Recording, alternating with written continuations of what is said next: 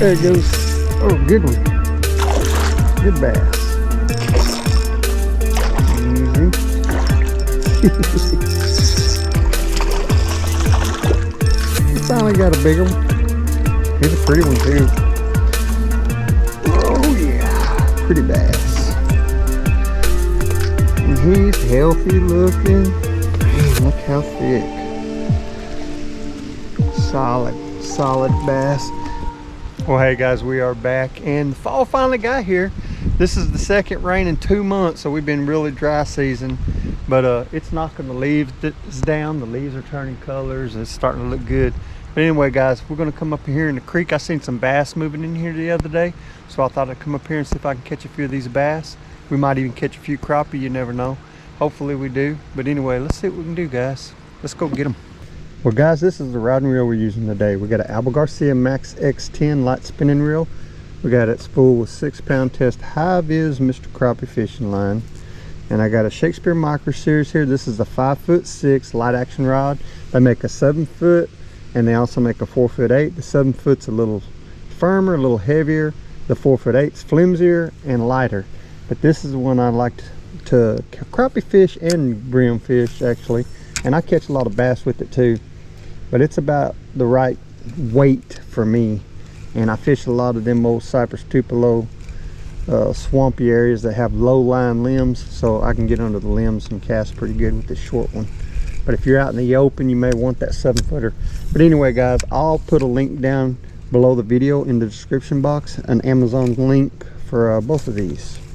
You can check them out.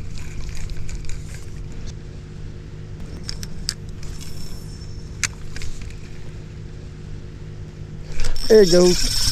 That's probably a bass. A good place for a bass to guard. I'm thinking it is. I'm not sure yet. Oh yeah, he's a bass. Yes sir. He jumped on the old beetle spin. Yeah, it's not bad.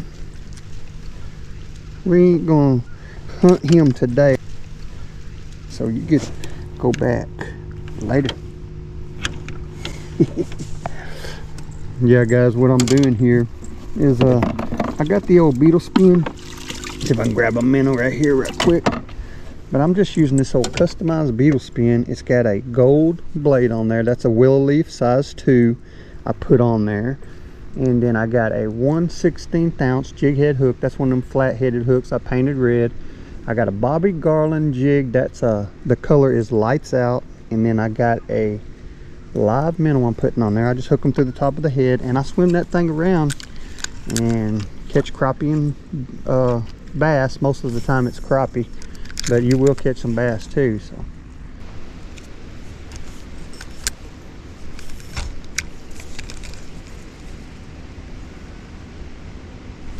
there it goes.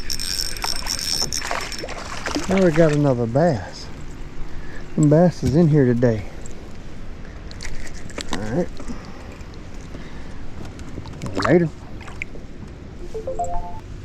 It is tough casting this old beetle spin in all these leafy areas, but it's okay. I'll take it. As long as I can catch some fish, I'm happy. I'll fish around. It just gives you a little more challenge. Makes it a little more fun when you can get them to bite and they run into the debris and stuff. It's a lot of fun. You gotta shake your hook off a little bit and just keep on going. That looks like a good spot right in there. Good ambushing spots. When I'm bass fishing, I like to pick spots that are tight where I know a bass is gonna jump on something that when it comes through there, minnows or small fish or whatever. This time of year you don't have as many rodents and bugs and all that stuff. You're going to see mostly swimming. They're going to attack mostly stuff that's swimming in the water. Shad, minnows, small brim and all that kind of stuff. So I'm looking at places that bait and stuff will swim through and the bass will be ambushing. There it goes. Yeah. There's another bass right there. Oh, here's a pretty good one. He's no slouch. Yeah. Use it there, bud. Oh yeah. Now see, that's a man. Look how beat up he is. He's beat up pretty good, but he's a thick old bass. I don't know why he's so beat up. Man. He's in here either fighting or getting away from the gar or something. But anyway, he's a strong one. Later.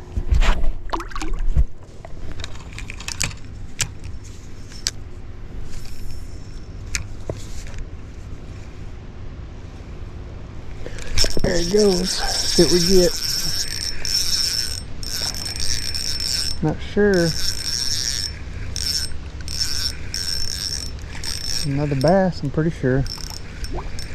Yeah.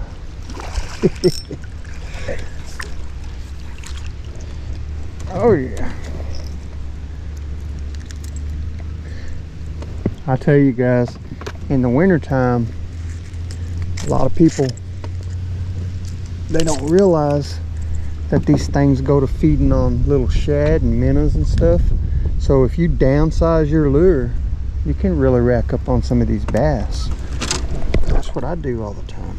I usually use a beetle spin, a bobber garland jig, and if you put that live minnow on there, you can't hardly beat it, because now you got live and artificial, and what you got is the smell and the real lure there too.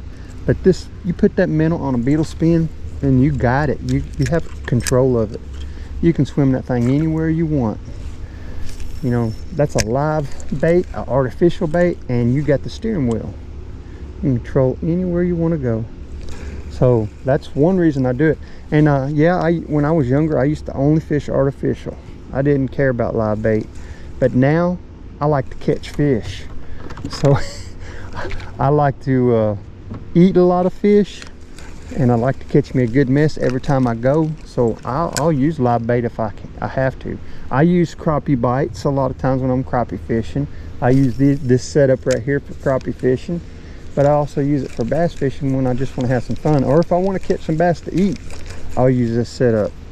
Either way you want to go, you can't hardly beat live and artificial, especially if you can control it. You can float these minnows all you want, it does okay, but they're not really moving nowhere. But when you got it on a beetle spin, you're everywhere. You're casting that live bait everywhere. So you can search out them fish, search out the bass, search out the crappie, and get you a good mess of fish, or just have some fun. Let's try way up there. It looks good over there. If I can get something to chase it. Come on.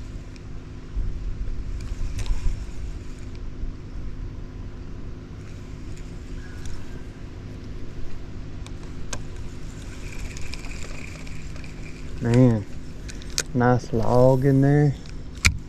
Oh man, that looks like a good spot. See if anything will hit it.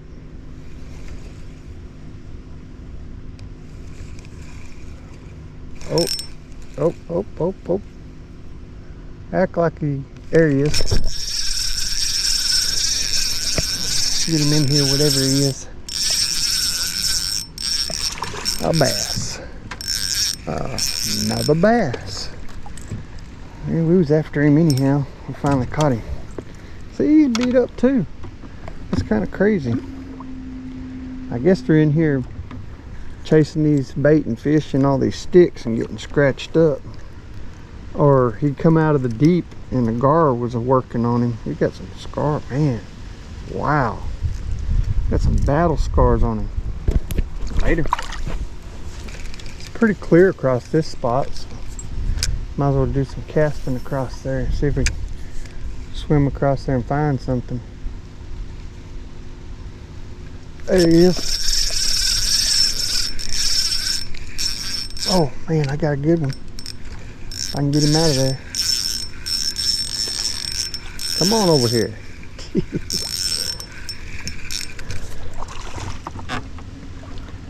Yep, he jumped on it. He's just a little guy, but he's a good fighter. Old beetle spin got you, didn't it? Later.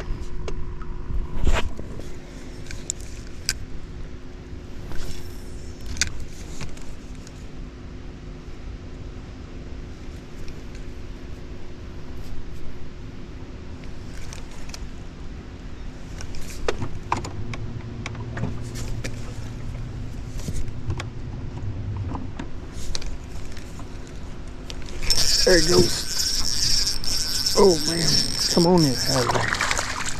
Little old bass. He's putting up a good fight. Alrighty.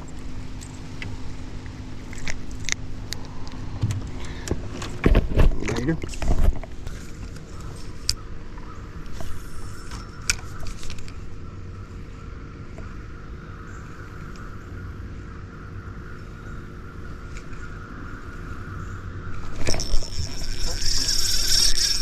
Come on, baby, let's get him in. Oh yeah, another good fighter. But at least we are catching him. All right, later.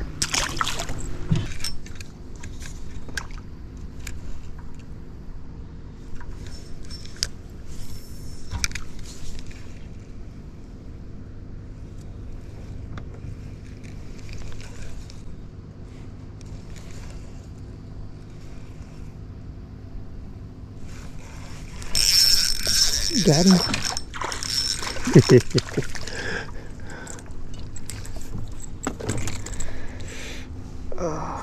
He was waiting there to ambush something, and he did.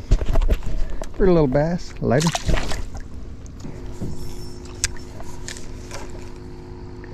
We didn't catch no giants, but we definitely having fun. There he goes. Oh, nope, nope, nope. Definitely ought to be a bass over here somewhere. But yeah, guys, we ain't caught no giants. Caught a couple pretty good ones, but we're definitely having fun. So it's a good way to catch you some bass when the water gets cold and stuff. So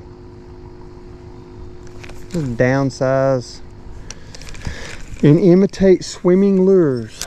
You know, minnows, shad, brim, bluegill, crappie. Imitate the bait, and you'll probably catch them.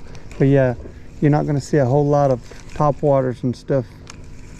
Yeah, I mean, some places you will, but here it's mainly spinners is what you want to use. Spinners, and then downsize to the beetle spin when they're really tough.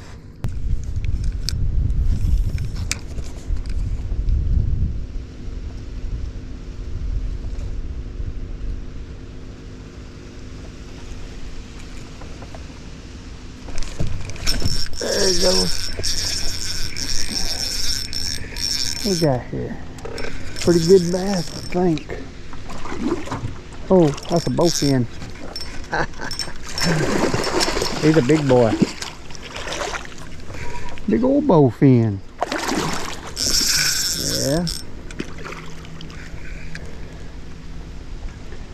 Yeah. He's probably close to 6 pounds. He broke my line. My line is 6 pound test, and he broke it. He was about a 6 pounder, so I was a little rough with him. I could have been a little softer, but he was fun. Well, guys, I decided to change colors and give him another try. I'm going to use a bleeding shad this time. Let's try right here.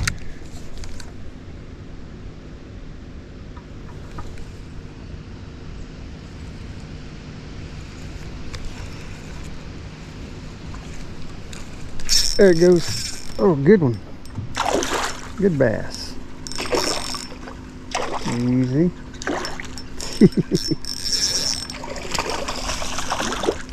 We finally got a bigger one. He's a pretty one too.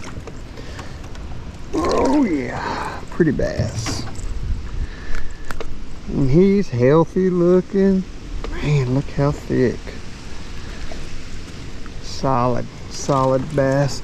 Just to give y'all guys an example, this guy right here, he is a little over 16 and a half. Good solid bass. Later.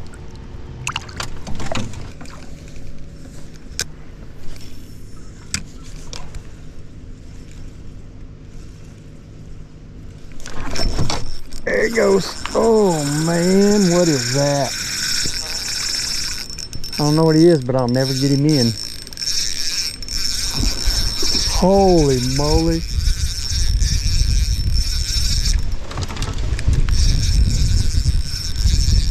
I don't know what that is, but he's huge. I think he's already got off. I don't know. I don't know how to get it. Man, that was big something. I'm sure he's already got off because I don't see him splashing no more. Got that undone. Yeah, I'm snagged now. He ain't splashing no more, but man, that was a big fish. He definitely took my line for a wrap. Oh, wait a minute, he's still there. What? I gotta get in there. Oh, he broke it. Man, I still had him. Wow. I don't know what he was, but he was humongous. Humongous. And very powerful.